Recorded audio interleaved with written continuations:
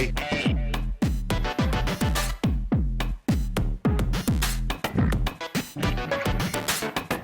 Hey.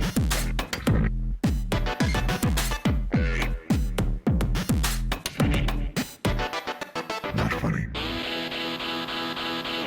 I dropped my car off at Cityside Subaru earlier today, and I biked back to the office. It was a nice 9-mile bike ride, not a 9-hour bike ride, but a 9-mile bike ride.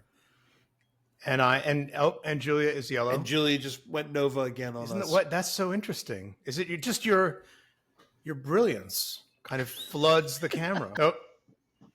Now, are you playing with the settings, Julia? We have two guests today. We have Julia. What and about Sarah. the 9 miles? So I got a nice 9-mile bike ride this morning by accident because I had to get back from the dealership. I dropped off the family Subaru. car, Yeah. the Subaru.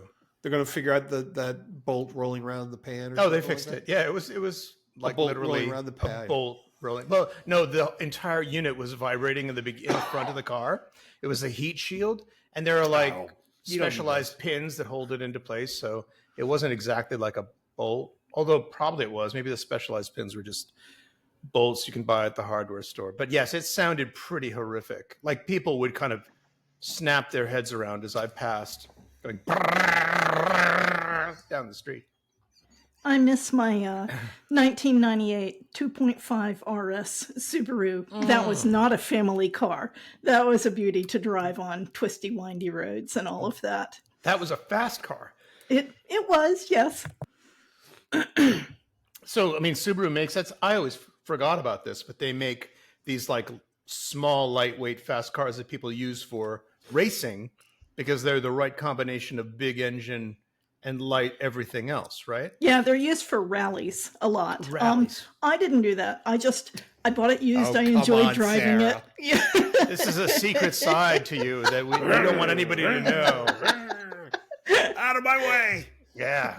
Out in I the don't know hill what's country. going on. I mean, it's Julia's gone There she supernova goes. again. Okay. Well. You'll see this if you see the video version of if we have a release it's, from our guests to publish the video version, then you'll see Julia going supernova occasionally. I wore my rat scarf in honor of, in case we were going to be visually displayed. So No, that's good. Yeah. I love my little rat scarf that has a string of rats with little beady red eyes. That's lovely. That's really good. Very appropriate. Ooh, of course, Julia has. Wow, that's a gorgeous mask. That's a very nice mask. What is what baddie is that? Is it a major? What do they call it in the book? The major. I forgot the term. The major higher ups. the elder major gods. Major Arcana? This is gods. Or the Eldritch. in the Lovecraft. Fisto Yes. from Life and Trust, which is the new Sleep No More. Oh, lovely. Yes. It's a huge Life and immersive Trust. show in New York City that's Nice. based around the stock market crash and kind of Faust. Huh? Oh, do I have to freeze on that look? Oh my god, Mephisto. Which one? this is horrible. I'm just gonna keep. No, I'm just it'll gonna keep the mask on the whole upload time, your then. actual video, Julia. It's caching it on your. You're all right. You're okay. You're okay. Lionel, do you want to tell our listener about the project that we undertook for this? Well, somebody recommended that we read a book called "On the Lonesome October," right? Something like A that. Night in the Lonesome October. A Night in the Lonesome October, and so I was absolutely committed to reading this book and being up to date. And I went and I downloaded the book, and about 20% into it, I was like, I'm rage quitting this podcast. This is. I thought you enjoyed this book, Lionel. Well, okay, so Julia's holding something up. Oh, She's holding up the book cover. I see. Well, she's holding up the right one. Yeah, Right. that's What I did- Zelazny. The author Right, is 'cause Zelazny. I downloaded another one by some other guy. And it's always dangerous when the blurb on the cover is I forget who it was. It was some other author saying nobody writes like L'Amour or something. The guy who wrote that, which is sort of that's sort of damned with faint praise. And it was just this hideous book. And I was like, I can't believe. I think it was you, Sarah, right, who recommended the book. Was and I was me. like, how can Sarah recommend this piece of garbage? And then I was like, hold a second, I better check. I was like, oh, Zelazny. There we go. Yes. Right. With the dates. So we were asked to read Night in the Lonesome October by Roger Zelazny with illustrations by Wilson. Mm-hmm. Gahan Wilson. Yeah, he's a great illustrator. The illustrations really add something to the book, I think. They really add a vibe to the book. And so, I mean, I could give a synopsis of what, for the people who don't know, the title derives supposedly from the fact that it's fairly rare for there to be a full moon on Halloween. Correct me if I'm wrong, Sarah. Yeah. It's like 3 times in a century. So I think this is this ties in with the blue moon idea, which is the second full moon within a month. So full moon on Halloween, because that's on the 31st. If it's the second full moon, then yes, it's because of the way the length works. Yes, and it's also based on an Edgar Allan Poe book. The title is A Night in the Lonesome October. That's from one of his poems, Ulalume, one of his multiple poems about dead loves. It's kind of a theme with some of his poetry. It's kind of his thing. Yeah. And there's a lot of mysterious characters in this book, and you don't know precisely who they are, but the more you read, the more you kind of figure it out. And then there are some that you just don't. I think I thought for a while that Poe was in it himself, but then I realized no, there was a white raven. I mean, but it was not Poe's raven. Right. This is one of those There's stories. lots of stuff written about it. What is it? It's God. Yeah. Yeah, and all the references about this I didn't particular get book when I read it. It is it's like the Justice League, you know. You get, or the Injustice League or the Horror League, or you know, it is like a superhero, a compendium. Everybody gets together for a mission, and it's to either let Cthulhu in or keep him out. But it's told from the point of view of a dog who's the familiar of a guy named Jack, who is not the Jack that we think Jack is, or is the Jack that we think Jack is, but that Jack has got a different nature, and it's not really his fault. And I don't want to give away too much, but I think even giving away a bit would help some people enjoy the book a bit more. It's very mysterious. I think it would be difficult to talk much about this book if we don't give some of it away. Yeah, you got to give it away. Got to give it away. This is a review, not a recommendation. I don't want to give the ending away, but there's a lot that happens in this book. I did send a link to one article which gives that person's idea of the breakdown of all the different characters. But yeah, you've got players who are 4, opening up the way to forces of chaos, shall we say, and those who are trying to not open it up. And there's multiple players, and each of them has a familiar who's helping with them. And so, yes, there's a lot you can do. I mean, you could whiteboard this out with posters and Post-it notes and, you know, bits of yarn. Yes. And some people have had fun with that. Yes, a murder board. Yes. A Zelazny murder board. Yes. And I think he had a lot of fun putting it together. Yeah. It is fun and whimsical. I was very confused in the beginning, and that made me angry. And I checked with Lionel. I'm like, what is up with this book? So I ended up being the guy who was not happy. And Lionel was like, no, it's a wonderful romp. It's a lovely, I forget.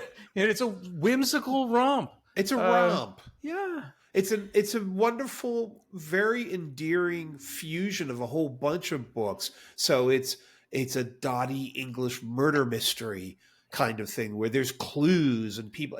It's really like the Jeeves, like Jim, you told me to read that Worcester and Jeeves book, and there's just everybody's flying all over the place. There's people running into the room and people running out of the room and people saying things and other people misunderstand. They run out of the room, and unlikely people become allies and unlikely people become enemies by mistake. It's just a farce. And it's quite sweet. It's a very comforting book, and you love the dog. I mean, the dog is wonderful Snuff, voice. right? Yeah, Snuff.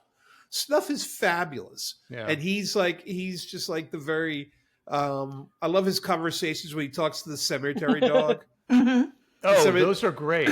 And the other dog, I guess it was a werewolf, but there was another dog. There were a few other canines in the book. Early on, Jack and Snuff are raiding a graveyard, and there's a watchdog at the graveyard, and the watchdog and Snuff are having a polite conversation, and one of them asks the other, would you show me your teeth, or may I see your teeth? Yes. And clearly what's going on is the dogs are going, arr, arr, and flashing their canines and so on. But it's related in this very, very pleasant journal style as Snuff has come home and is relating what happened. I think what's going on is I think the cemetery dog is old and tired. He doesn't really care. He's like, look, technically I'm supposed to stop you from doing this, but look, just don't make a big show of it, okay? And we can both walk away from this. It's really hilarious. And I love the developing relationship between Scruff and the cat, whose name I forgot, of course. Greymalk. Greymalk is my favorite character in it. Maybe because I'm partial to cats. But Greymalk was fantastic. And there's a lot of tension throughout the book, are Scruff and Greymalk on the same side? Right.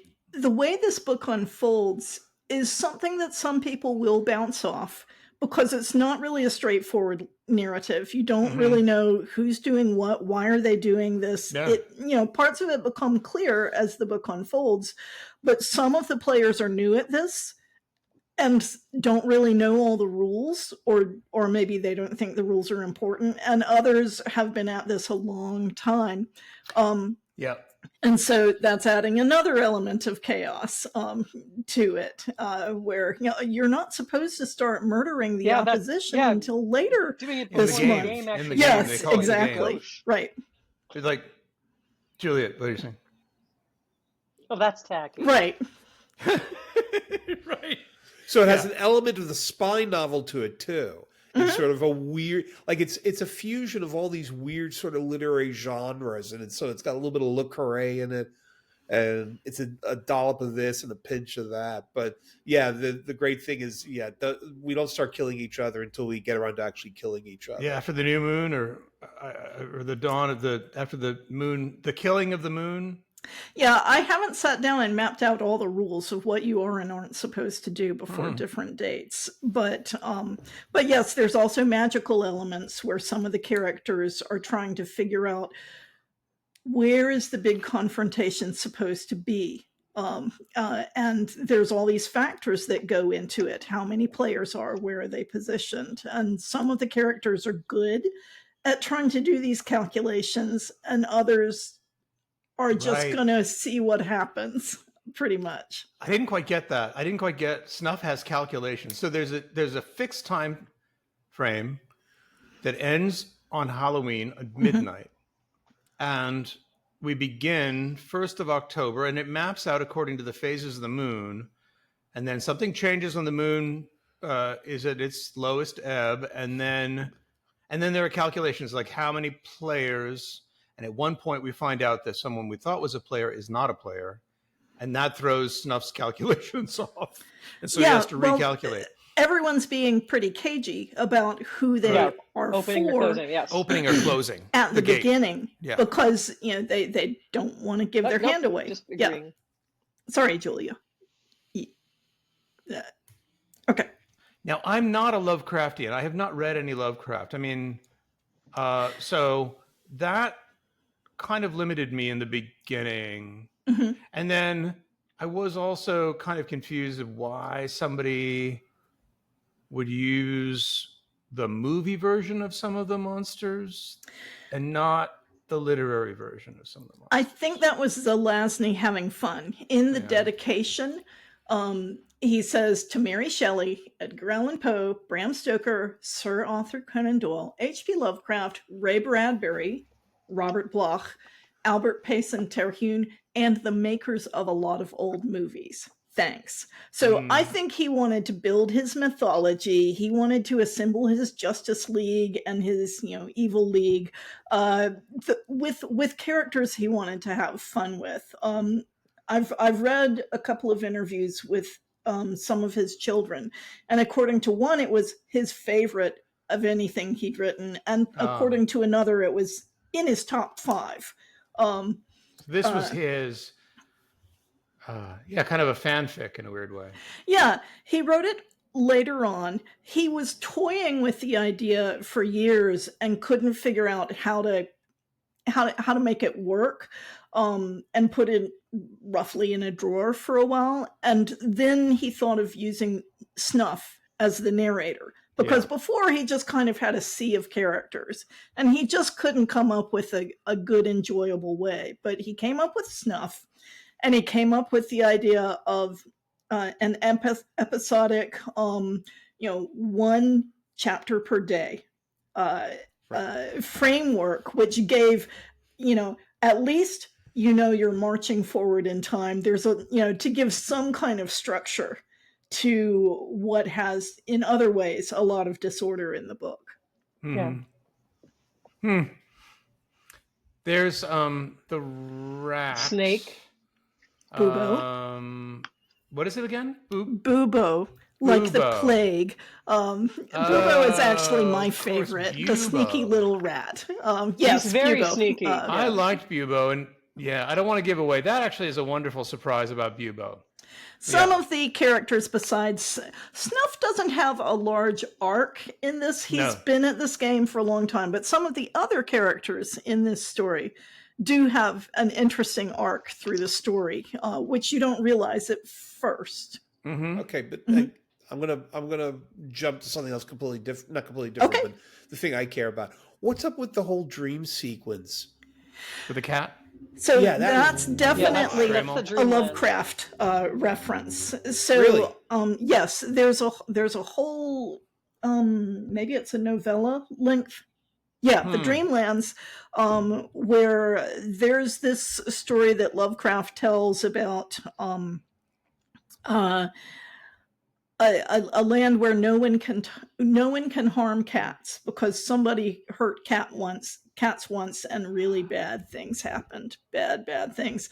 And so this is sort of like, maybe Julia, you want to talk more about the Dreamlands if you're familiar with it. To do with in college, I had a crush on somebody who was into Call of Cthulhu, so I read a couple of the books, and people saw the books in my hand and started calling me Cthulhu. So people think I'm more all in on Lovecraft than I actually am. Best explication ever.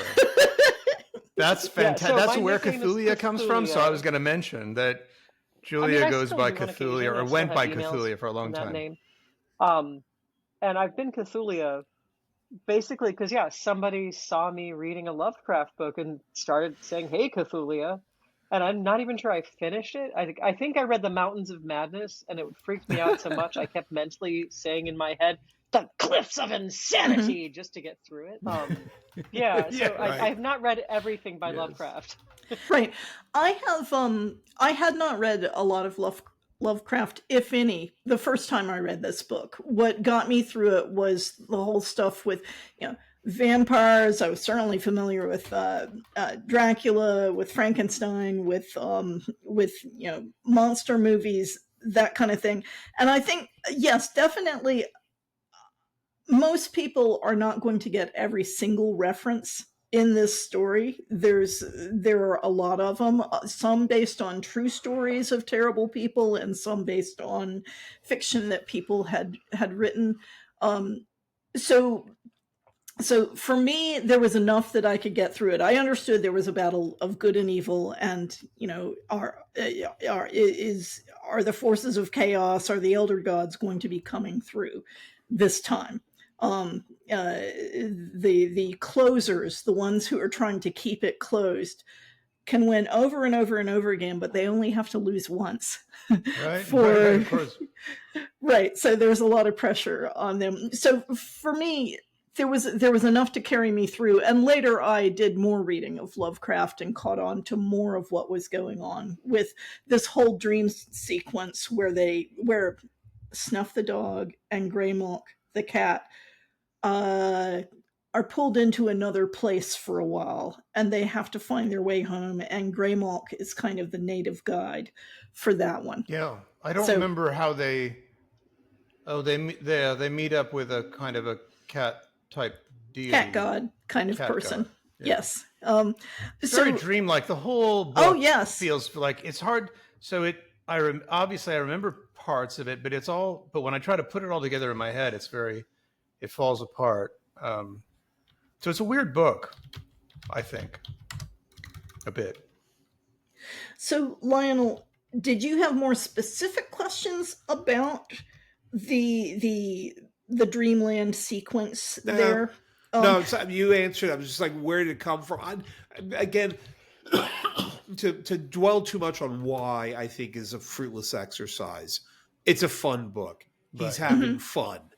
He's having fun. He's tipping his hat to all the people he loves, and writing a fun romp book through it. But now you've turned me on to this whole Dreamlands thing. So what about Lovecraft? I mean, I've seen and heard things tangentially. I get this feeling that perhaps his legacy is not as well regarded as it once was, but he seems to be more popular than ever. Can anybody give me like he came up with a great mythos that probably powered a lot of the early horror zines, like from the 1920s and around then, which then expanded into a lot of that sort of magazine quality of science fiction, fantasy, and horror writing that got produced that way.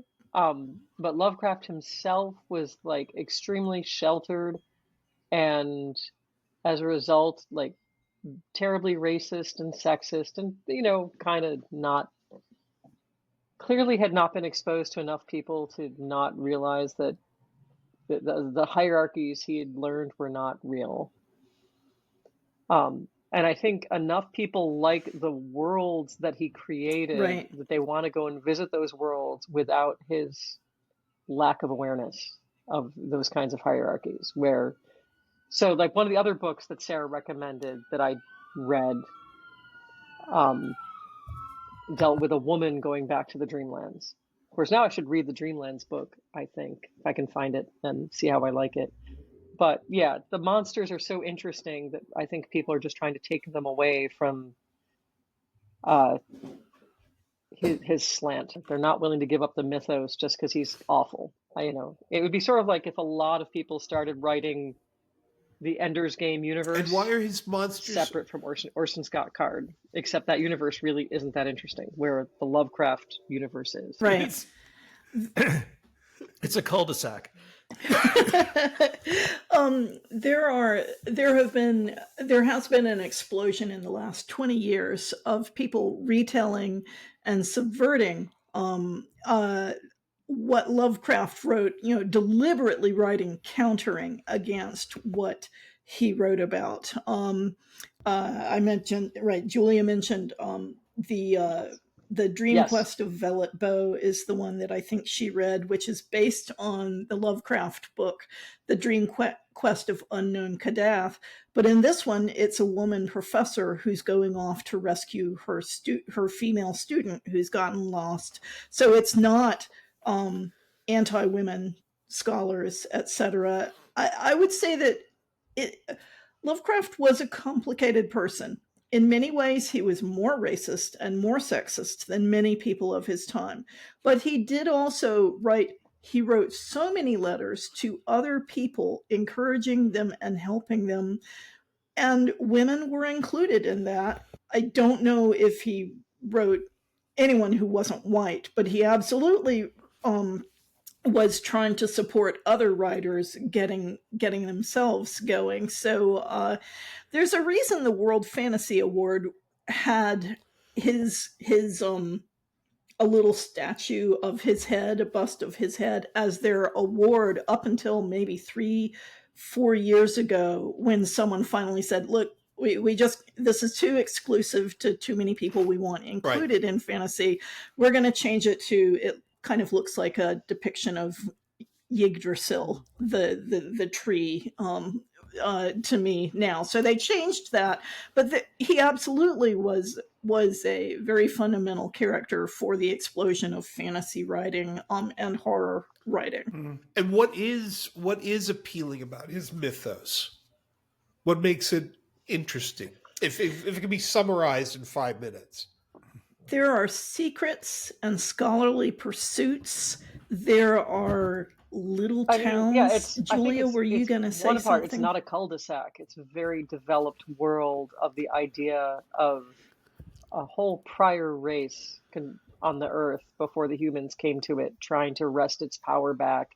And so I think it covers all kinds of weird little conspiracy theories about Egypt and Australia and places far away, which for Lovecraft would have been like west of Connecticut. But you know, like right. Ohio. Yeah, he was extremely New England based.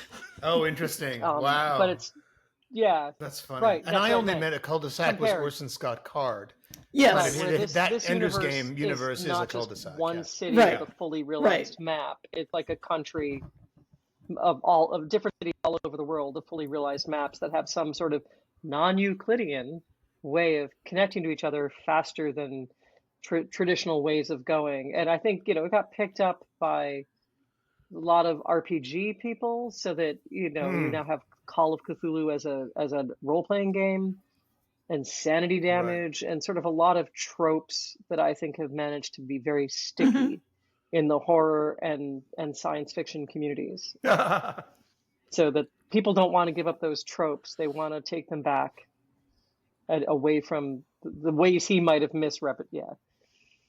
In addition to his world building with the deep past of the Earth and other out in space, the colors of space and out there, or is the colors of space the C.S. Lewis science fiction with Paralandra? Yeah. Anyway, all right. So anyway, he has Lovecraft has outer space stuff as well as deep history on Earth. But in addition to his suddenly I'm not sure if my brain really reached scary. For the wrong title, but not that I ever managed to read that strength. We mean hideous. We mean it. I'm like, oh, these are pretty interesting. And invited me to this pumpkin carving thing. I was like, okay, fun, that's fun, pumpkin carving.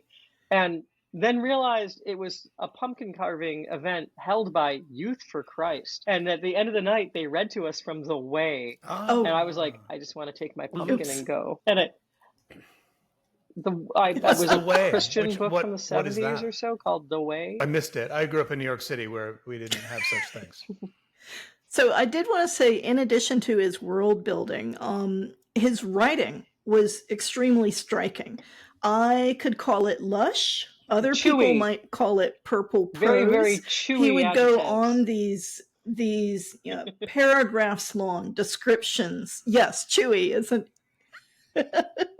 right. And if you get into it and you ride that wave, it's fun to read. But some people will bounce off it. He did not get a lot of critical acclaim at the time. But I do find his writing, I have not read everything by him. Some of his stuff just gets too dark and I just stop. But he's definitely got an imagination and, for the time, a unique way of describing it. Although it's a somewhat imitatable style, and so some people have parodied it. The part where Greymonk, back to our book, Yes, Greymonk and Snuff are going off to the Dreamlands. Some of that description is somewhat along the lines of what Lovecraft would write, but imagine it much more, even more, with Lovecraft, and the horror stories where you're really getting this sense of impending doom as someone wanders around in a town where everyone is against him and everyone looks really strange, etc. It's definitely good at evoking moods. But that's not the only thing that Zelazny was writing about here. It was definitely a big part of what he wanted to grapple with. I think it was part of the framing element that he had in the struggle between openers and closers. Can we go around and ask, like, what was your favorite part of the book? And I'm assuming that we all read it. If Yes. So Lionel, I know read it. I Yes, read it. Julia, did this you is read a NESFA copy. the book? Okay, so okay, great. I just didn't want to like end up with like I hate to say, but I can go first. I think my favorite moment was the snakes falling out of the mirror. And like 3-4 monsters sort of showing up at once, and things going completely insanely out of control in Jack's house, and Jack kind of dealing with it and then saying like, I'm busy to Snuff, like you deal with him. And there's this like crazy monster coming down the stairs and a demon coming up from the basement. And then afterwards you kind of find out what that was all about. Like why were there snakes in the behind the mirror? Why was there two monsters in the attic? There was a monster in the chest, and there was a monster in the wardrobe. The beast in the I think I really liked the basement monster because it kept trying to flirt with Snuff, and I thought that was hilarious. Right. Yeah, it was like, I'm a cute dog. Look at me. Right. It was very funny. And then after all that's done, it was like, it was kind of a backup plan that I had. It was like sort of like an escape plan that I had worked. Jack was saying, just whatever, we can do without it. Yeah. It's fine. All that work as a maybe backup plan just in case. Blow up the house. It's like everything just completely destroyed. But he's like, well, all right, so we won't use them. That's fine. That was a great moment, and it had been led up to so well in the book. The whole book. Day after day of Snuff doing his rounds and checking that the slitherers in the mirror are still in the mirror, and and Greymonk is the what in the mirror? What? You've got what going on in your house? And he's like, oh yeah, I'm just checking on them. The demon always tries to get me to let him out, but I never do. Right. And Greymonk is like, wow. Such a dog thing too. The dog is nonplussed by just about everything. Mm-hmm. Yeah. Lionel, did you have a favorite moment? No, I mean, I liked the entire thing. The thing I liked about it, as I said, is the overall tone of the book is very heartfelt. Like, it's basically a very nice book. And nothing really bad happened. I mean, people get, there is bad. But there's nothing. But I mean, there's no like humiliation or regret or anything. Sorry, define bad. Something that makes me unhappy. I'm fuzzy on the whole good bad That's thing. bad. Crossing the streams. Okay. Imagine all the atoms in your every possible bad thing. Hey, Egon, I'm a little hazy on this whole good bad thing. What's bad? Imagine all the atoms in your body exploding at the speed of light towards the edge of the universe. Okay, that's bad. That's bad. Good tips for teens. Good safety tip from Egon. So, but it was sort of like, it was like Ghostbusters. Yes. It was funny. It was fun. It was Yep. it was heartwarming and fun. And the whole thing is a big farce, and it doesn't take itself terribly seriously. And Sherlock Holmes is always walking around Why is dressed up Sherlock as Holmes in somebody drag? else, Yeah. always sitting in a tree Okay. or doing something. Holmes is And- always in drag. Yeah. Yes. Yeah.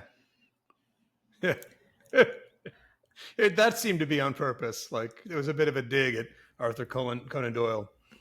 Yeah. So He spent more time as a woman in this book than he did as a man. Well, I think there was at least one point in the Arthur Conan Doyle books where Sherlock Holmes does dress as a little old lady or something like that. He definitely did a lot of costumes in those books. He was not always going around in his greatcoat and his deerstalker hat.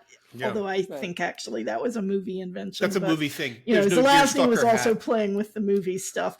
But so I think he was playing more with the ideas, and so many of the characters in this book are in different times not what they seem. Larry Talbot multiple times showing up and you don't know exactly who or what he is. The vicar who's on this pursuit to rid the neighborhood of based on these another evil character? influences. And Or just a trope. Okay. I think a trope. If it's based on a particular person, I don't know who it is. Okay. You know, that's another one people have theorized about. Lovecraft's vicar, Bartholomew Lemignon, vicar of Saint Eustache. I think it's hard to. I think it's pretty obscure. There was definitely a trope in Gothic fiction where the vicar or the authority figure would turn out to be not someone you should be trusting. But I don't know if there was a specific inspiration. It might have been the Lovecraft vicar that you just mentioned, Jim. But he could have just been drawing on the overall idea. I think it's all this article is just speculating Right. about a number of like the narrative of Arthur Gordon Pym of Nantucket. There's a character. If that's the there one with I a pointed white you to, raven Jim, that's the one. definitely disagree with some of that author's ideas, but I like the way that he dug into it so much, and he was trying to come up with interpretations. So Seems like a reach, but we really don't know who the heck. But that's all right. I mean, that actually makes it a little better. Like if it was just all your favorite characters from monster stories, and everyone was absolutely identifiable, it would be less of a cool book. I agree. You know? Julia, did you get a chance to talk about your favorite was the moment? Was every or time moments from the book? the monster in the ring, in the circle, kept trying on different dogs to see what Snuff would be attracted to, and that just, you know, or when they're in the graveyard and all of them are in the graveyard going, "Hey, I need some extra eyeballs. Got some. Here, have these, but only if you can give me a couple of kneecaps." That was a fun scene too. That was yeah. Well, it's hard for me to pick a favorite. I will say the most chilling moment in the story for me is when Snuff has been captured by the vivisectionists. Yes. The three vivisectionists. Yes. I did a paper in college on more specifically on the anti-vivisectionist movement of the 1880s and 1890s in England. So for me, you know, yes, there were people who were, as quote science unquote, just cutting up animals and doing all kinds of things with them while they were still alive often. And campaigners against it, majority were women, dismissed as hysterical and anti-science. Cat ladies. Cat ladies. Yes, cat ladies. The eternal foe. Childless cat ladies. I'm sure if we dig up some stellae from the Han Dynasty in China, we'll decipher some ideogram that says childless cat lady or something like that. I have to learn it in Latin. Lepus, something but childless. I gotta look that up. Yeah. Go ahead, keep talking. So that moment to me was like, oh, things have gotten real here. Before, all right, some bad things had happened, but nothing really was going to, everything was going to be fine. And that it seemed really possible that these people were going to do great harm to Snuff. There were a couple of other moments that I also absolutely loved, but they're later in the story and too close to spoilery to talk about. For me, the 3 vivisections was actually the one point where the book became not fun for me anymore. Yeah. It's probably the darkest moment in it, and it's because one of the evil players is really crossing the line. He's set people after Snuff for multiple reasons, but multiple of the other players seem to think, "Oh, you crossed the line there, buddy. That's not part of the game." Yeah. Right. The game that ends with an alien god coming to take over the world. Yes. It's all good fun, Jim. Until Cthulhu shows up. It's all fun and games until the manhole cover shows up. So I did want to talk a little about some of the characters' motives. Yeah. The vicar, mad for power. He's doing things that are counteractive to his interests because he's going for the quick win for power. And that seems to be why he is going for the end that he is going for in the game, because he thinks it'll get him great power. That's a common villain motive, power mad, whatever. I was really interested in Jill. Jill is the witch who has the cat Greymalk, and we don't hear a lot from her directly. We find out she's a gourmet cook. We find out, this and that and the other, but what we know is she's a witch. But Greymalk mentions some things, and it seems to me that Jill's motivation for what she's doing is burn it all down. This is a terrible world. People do terrible things in it. There's no fixing this world. Burn it all down. And kind of like the childless cat ladies. Yeah. Well, she's partly motivated by things that happened to Greymalk. Yeah, I mean, right. I mean, she could have also been hounding vivisectionists, but in her case, she's using her magic for what she thinks will lead to better things. Or at least she's so sick of this awful world that she wants. So listening to it again this year, and having listened to multiple things over the last 2 years of people who do seem to want to burn burn the whole world down. Yeah. Some of whom I sympathize with their rage and despair, but I also don't think burning it all down is actually going to get us anywhere better. I think the people who are more powerful will be in a better position to make their power crunch even more over all the rest of us. But I do understand the table flipping rage of just, this all sucks, just burn it all down. So the book doesn't go on and on the way I'm going on and on about it. Zelazny, better writer than Sarah Elkins. But I was really interested by Jill, having experienced more of the world since the last time I'd read it. So, can I just interject? The phrase "table flipping" is a wonderful phrase, and we should all use it more. And I often think, and of course, yes, we could look at maybe the Jill character is like a Jill Stein. If we get political about it. But yeah, I always think it's a failure of imagination. Maybe that's what Lovecraft teaches us. Yeah, is the failure of imagination that things couldn't possibly be worse than they already are. And it's like, no, you just aren't working very hard with your imagination muscle. Yeah. To me, it's a little bit of privilege to assume that things cannot be worse. I think it'll be much, much worse. Yeah. I mean, just look around, honestly, please. Look at Afghanistan in the 70s. Things could be worse. So, yeah, that's a good point. I have to confess, I missed the ending entirely. So I enjoyed the entire book all the way up to the end, and I really can't tell We're you how still it ended. here, so I you don't know who won. Do you mean you read it but you didn't I understand it? listened. It was an audio. Oh wait, It so was an who here audiobook. actually read Okay.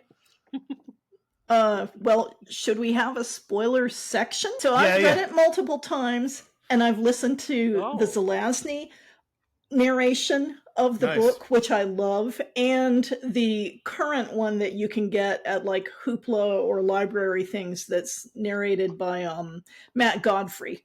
So I mean, I'm the one who suggested it. I've read or listened to it at least 8 times. I love this book. You know, my sister and I like Right. listening to I mean, it that makes sense. every Halloween. Sure. Well, I look forward to like re-listening something. I don't know. My brain just basically checked out at the end. You know, you can be listening to a book and do like that with have it go reading as straight through well. your ears and you don't know what's happened. Well, we're I think that's 40 actually kind minutes of in. cool. Do you want to talk about the ending now that we're 40 minutes in and people could stop if they want to? Oh, I think we should not give away the ending, right? At Okay. least we don't give away that. Right? Okay, And I okay. honestly don't know what it is. So, Okay. yeah, I don't want the spoiler. I don't want the Okay. spoiler. That's fine. Unless there is something timely and important related to the ending of this book that we should all talk about. In which case, I genuinely think we should talk about it. I think so. I think there are some delightful moments near the end with some delightful surprises. I think Lionel was mentioning how characters end up surprising you sometimes. So I definitely recommend trying it all the way through. And if the audiobook wasn't working for you, maybe switch to the book. It's pretty quick, a pretty quick book. So Well, the ending is quick too. I think that's what caught me off guard. I mean, I was with it. I mean, once you get to the vivisectionists, you're not far from the end. that's And then- true. And then, but it, let's see. And then, Yeah, I didn't think mentioning the vivisectionist was a big reveal to the ending of the book, but you're right, it happens fairly late in the plot. right. And, but that is before the scene where the house goes bananas. Jack's house goes bananas. And there's one element here that I want to ask you about. There's a kind of an immortality to the characters, right? They are perpetual. Some of them and not others, right? Right. The great detective is not perpetual. The good doctor is not perpetual, nor is his creation. The vampire is perpetual. Jack Other seems to be players perpetual. wind up dead too. So Right. Yeah. A lot of people wind up dead. right. Not Jack. And Snuff seems to be somewhat perpetual, or at least unusually old. Right. Long-lived. Yeah, he's As about is, 2000 Greymold. in dog years. And Jill. Okay. I haven't I'm done... trying to okay, remember. I divided by know 7. some of the familiars are new to this and some are old. I thought Greymold was fairly new to the game. But but yeah, there's a variety. Certainly some of the characters have been at this game a long time. And, you know, others have suffered fatal consequences in the book. You know, it's definitely not the same old gang getting together every time on either side. So, I mean, that's an interesting thing, though, because Snuff keeps saying, I've done this many times. Mm-hmm. Well, it only happens a few times a century. Right? So you get the sense, it's like, well, then how many centuries have you been doing this? And how does that happen? Right. And you get the feeling that the familiars are imbued with certain kinds of magic. I love the squirrel. I forget who the squirrel was. That was another familiar with an interesting character arc through the story. There's a lot going on in this book. Cheater, yes, who makes fun of the dog Snuff and the cat Greymold wandering the countryside together before it gets too close to the end of the game. And Cheater loses his shadow and wants it back. That's right. Towards the end, yeah. Right. Yeah, I like the way that different things happen with the familiars through the book. My And favorite, Bubo. aside from Yeah. from Snuff, Oh, was Rasputin. Bubo, the sneaky rat. I just loved him. Yeah. Yeah, wonderful reveal about Mhm. Bubo too. So this brings up an interesting thing. So you say you share with your sister, and it made me think about Christmas. Like we have these famous Christmas movies that we watch every Christmas. We have these famous Christmas songs, God forbid, that are played endlessly, beginning sometime around mid-July. So, are there other chestnuts for Halloween? Are there other things that are I mean, of course, you have Charlie Brown, the Charlie Brown specials for Sure. Halloween. But is there anything else? Are there other books and other things for Halloween? There's haunted houses.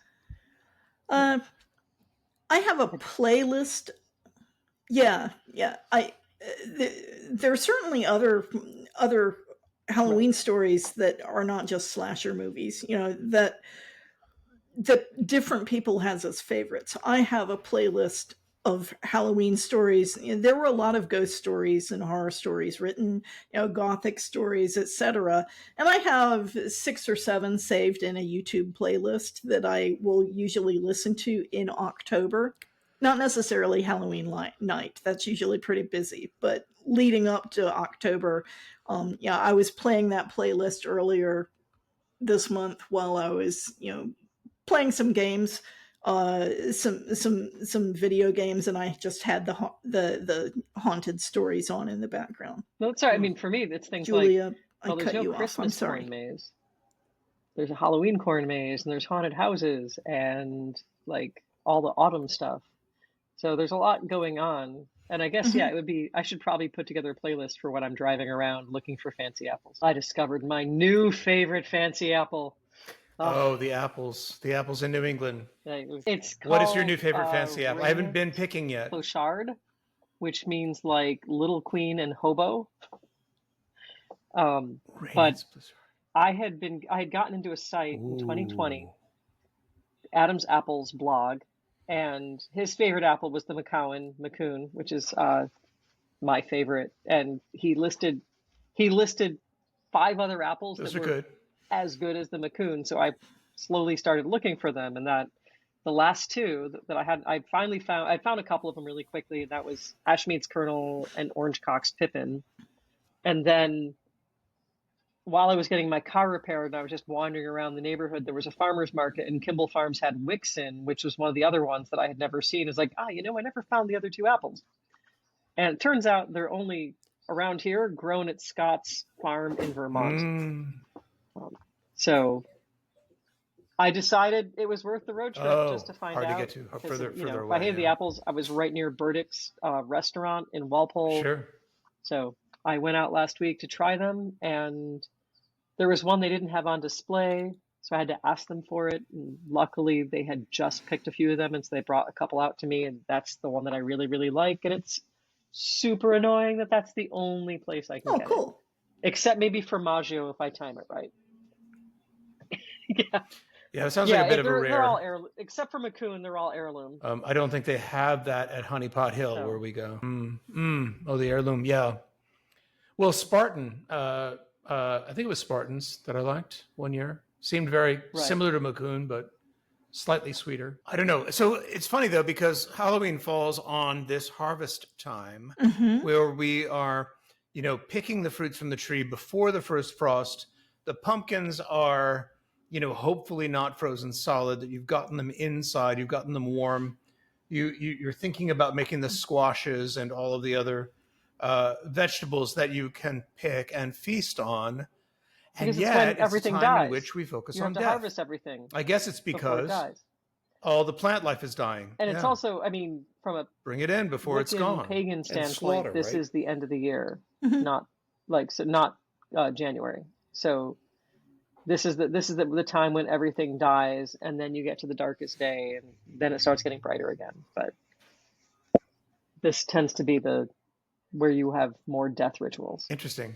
But this isn't the Last vernal month. equinox. When has that happened? Yeah. The Vernal autumnal equinox Was is last month. spring. Spring. Sorry. Autumnal Sorry. equinox. That's all right. All right.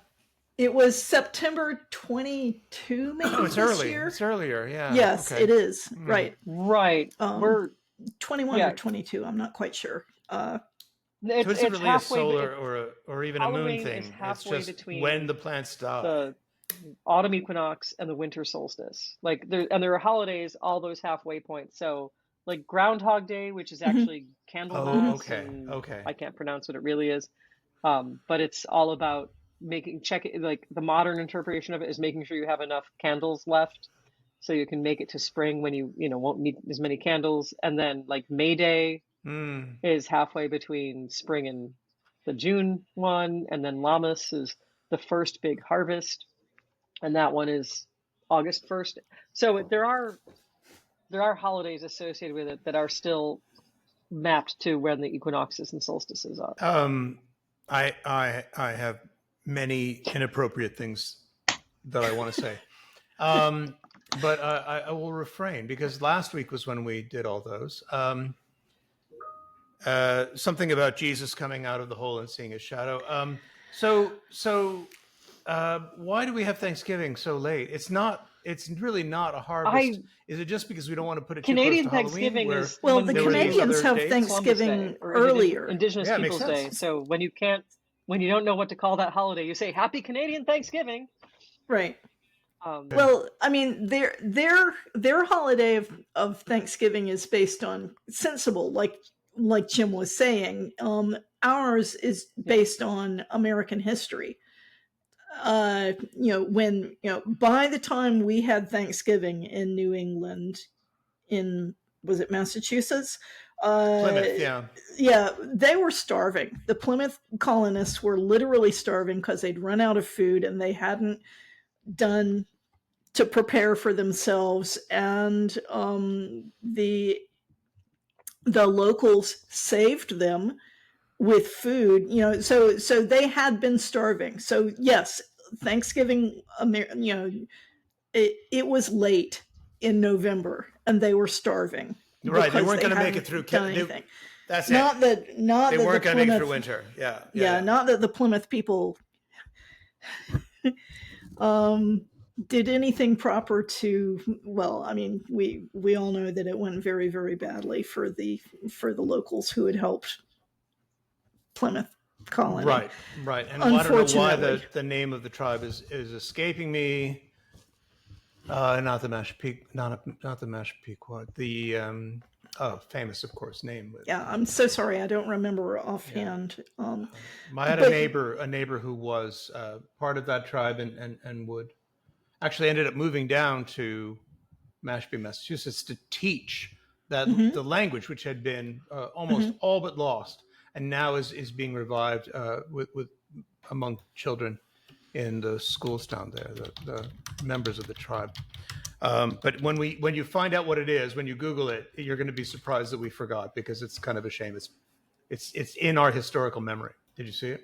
The Wampanoag? Yeah, the Wampanoag. That's it. The Wampanoag. I didn't want to say it, guys. Right, because it seems so obvious, right? Why do we forget that? That sounds right. It is the Wampanoag, yeah. Yeah. Yeah.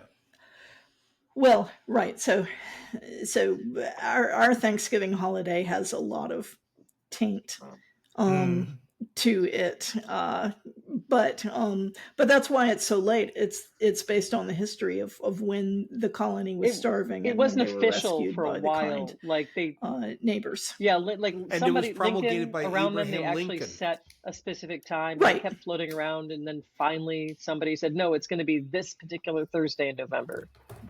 Where prior to that, like, I think it was based on, it was either the third Thursday or the fourth Thursday if there was a weird full moon. And then they realized, okay, no, we can't do that. We have to have something consistent. Yeah, it's I am here's a lesson is, don't be so cynical.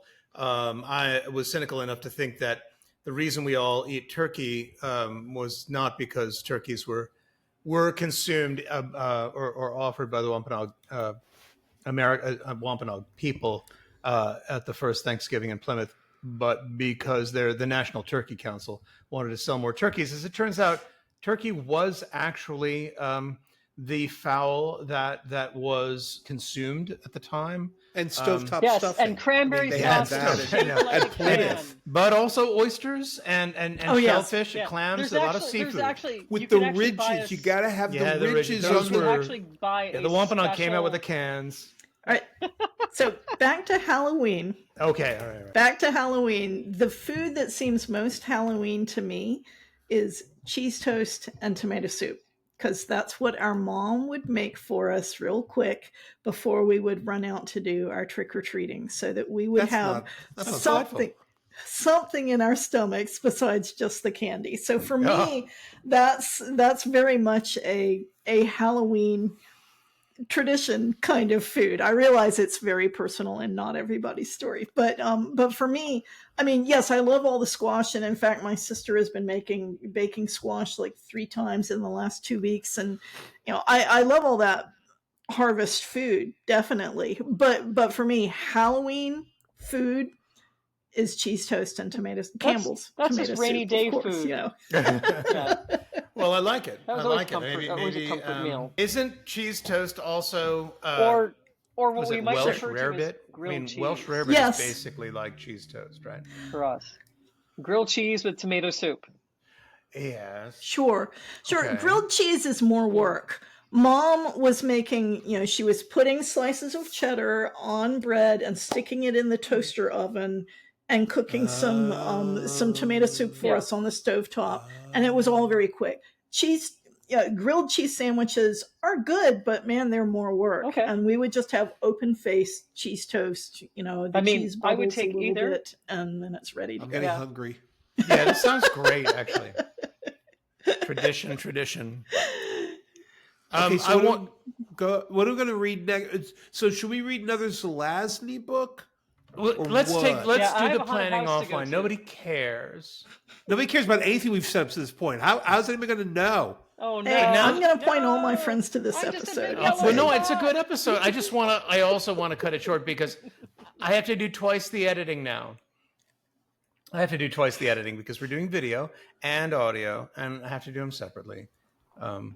Right. But it's not But quite I do double have the to work, head but out it's to Wicked 1.5 Haunt times. Boston now. Well, I mean, I don't know. I guess the haunted house what? thing that's like in walking. It's like in Charlestown. Wicked I can Haunt- walk to it, What happened? and it's its first year. Wanted to give it a try. Yes, There's a haunted house in Charlestown. it's called like Wicked Haunt Fest. It may suck, Oh. but this is its first Right year. on. so. Jim, you're still give it a Right. try. Let Support us the know. local efforts. I was just going to say I wore my rat scarf for fun, but Jim, I won't be crushed if you don't do a video release. If We'll do a it's twice video as release. much We'll do- work. no, I know no, you're it's not still twice. do kind a of video. experimenting with format and all. Of Our marketing expert told us we have to do video, so we're doing it. that. Okay. I don't. Yeah, which is why I chose my exciting wardrobe for the show today. No, you actually dressed up. You put the bubo Rat scarf. Yeah, very nice. And Julia, your surroundings. Although every once in a while you go supernova, and then that's very exciting. But That's because I just don't turn enough I like lights your on. dark background and your mask. I want to wish you all a powerful Day of the Dead, which will be the day that this comes out, and then This is gonna come out that happy late? Halloween. It's the Thank you. following Day of the day. Dead is Friday. Wait, is Day of the to Dead Sunday, after Halloween or because before? I do a thing. Day on of my the Dead, I porch think, is on November 4th or Friday. 5th. Oh, I'm totally wrong about that. Well, this I comes mean, out if on you're the talking 30th. about, yeah, Day okay. before. That's not Day okay. before Halloween. All right, I have it all wrong. It doesn't really matter. I just wanted to say thank you. That's all I wanted to do. You're welcome. Thank you so much. I really am glad that y'all were all willing to read the book and talk about it with me. Great book. Jim, I'm sorry. Lionel, I'm sorry about your bad experience with the book that wasn't the right Lonesome October. Hideous. And it's the same story. It's talking about basically the same set Oh, of no. events. It's based on the Poe thing, and it's about people with familiars, and it's about this, but it's like the softcore teen porn. Yeah, you said there was teenagers having sex under a bridge, which, Yeah. I mean, God bless you'd them, think- but that's not the story I was recommending. It's like, Yeah. No. Oh, I did want to mention someone that I follow is talking about how difficult it is for her to. She does a monthly count of lesbian books, lesbian historic fiction. Right. She does a monthly rundown of new books that are out. And she says it's getting very, very difficult to sort through all the AI dreck on Amazon, where people will publish titles and slap every tag on it. And it's AI generated drivel. And it's just becoming really hard for her to do the thing she wants to do, which is tell people about good new lesbian right, when it's more and more important books that are coming out, and it's affecting more and more publishers. So I bet, Lionel, you did land upon something that was written by bet some... it was AI. Yeah. Oh, no. It was a legitimate guy. It was a was? legitimate author that's been recognized by other authors, and supposedly this is the kind of book he writes. But it could have been come out under his name, but not actually been written by him at all. Well, I got it off of Libby. Okay.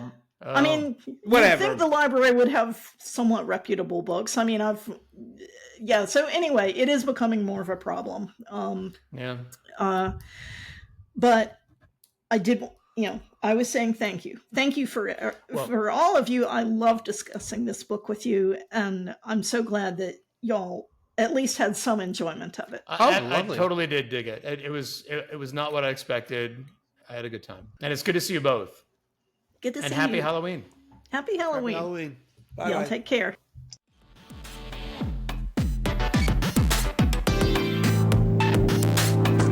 Funny Not Funny is produced by Jim Infantino at Slab Media in Boston. Lionel Casson is the co-host. Our website is funnynotfunny.bigego.com. The background music you're listening to is the song Hum from Utopia Revisited by Jim Infantino. The opinions presented by the co-hosts are ridiculous and should not be taken seriously by anyone. Our intended audience is literally nobody. If you're listening to this podcast, you should stop immediately and seek help. Please do not subscribe or leave a rating or review. It only encourages us to make more. Thanks for listening.